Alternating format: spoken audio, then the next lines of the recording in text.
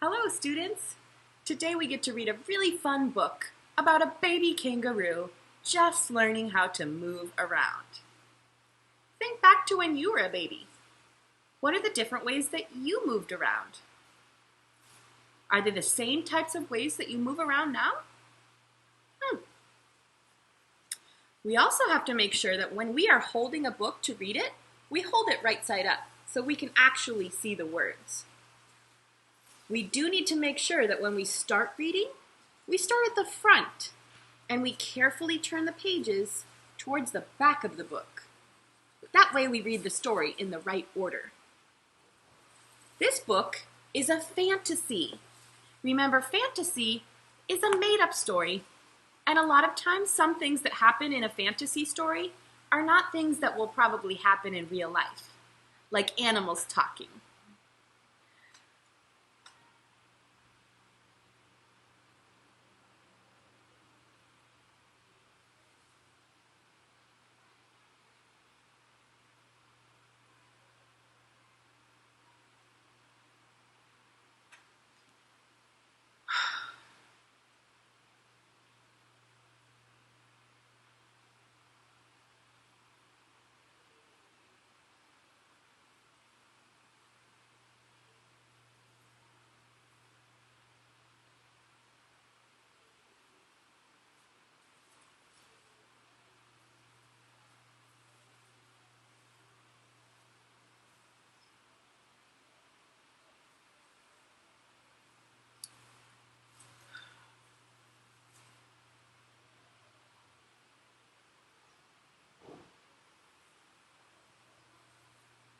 Hello, students!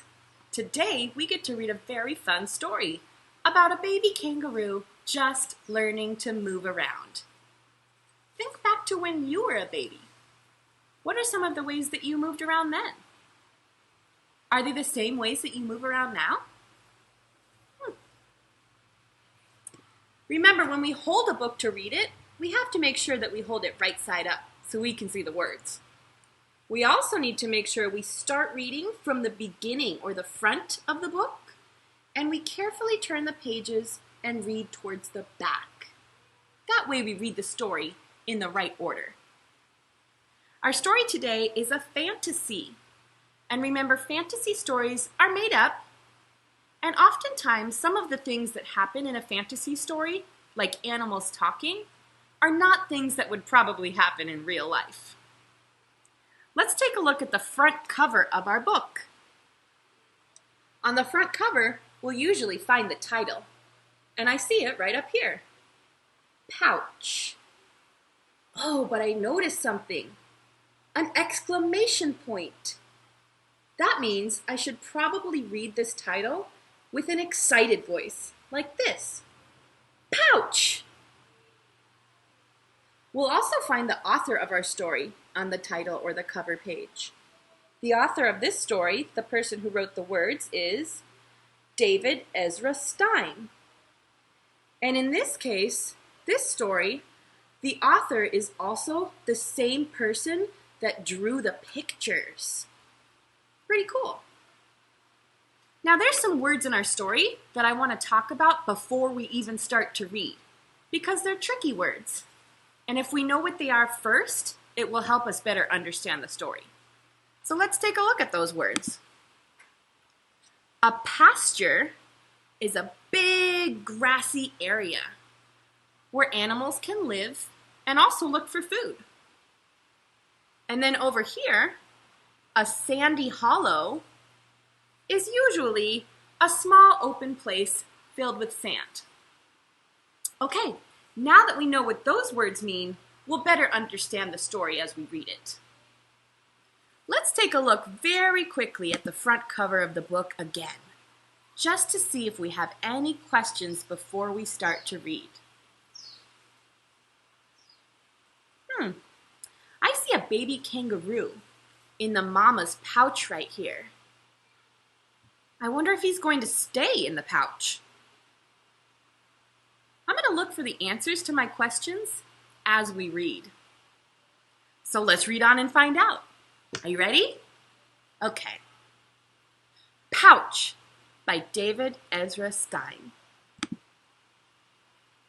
When he was a brand new kangaroo, Joey lived in the pouch. Until one day, he peeked out and saw the world, and his mama smiling down at him. "Mama," said Joey, "I want to hop." Hop is a movement word. Let's find out what he does next. He climbed out of the pouch and took 2 hops to the tall grass. Oh, there's the answer to my question.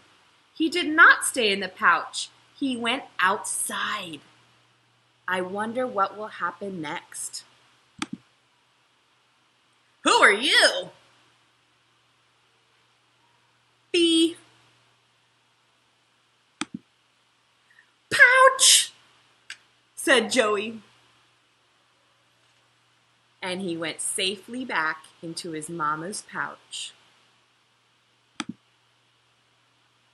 But soon, he wanted to hop again.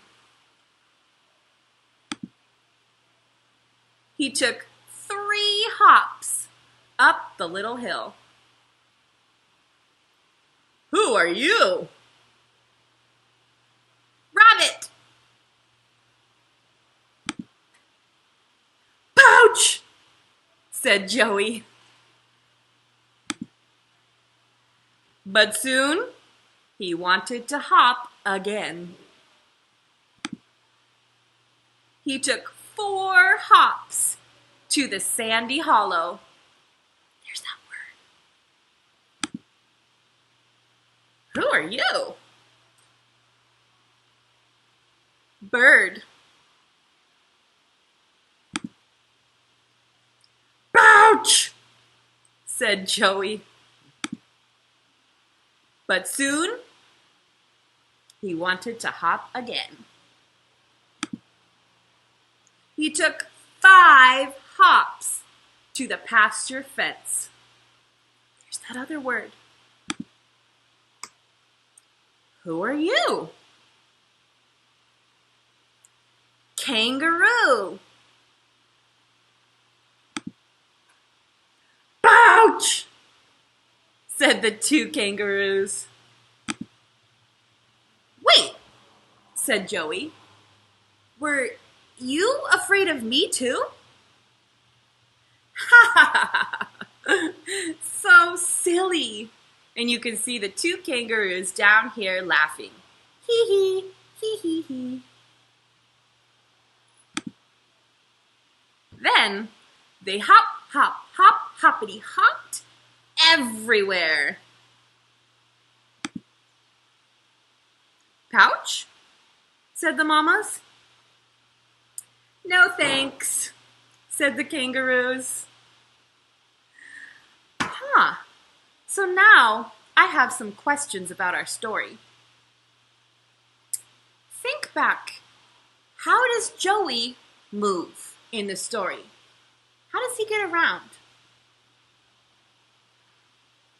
And then do you think any of the other animals in the story also move or get around the same way that Joey does? Those are some good questions. Be thinking about those. All right, thank you so much for listening, and I will see you next time.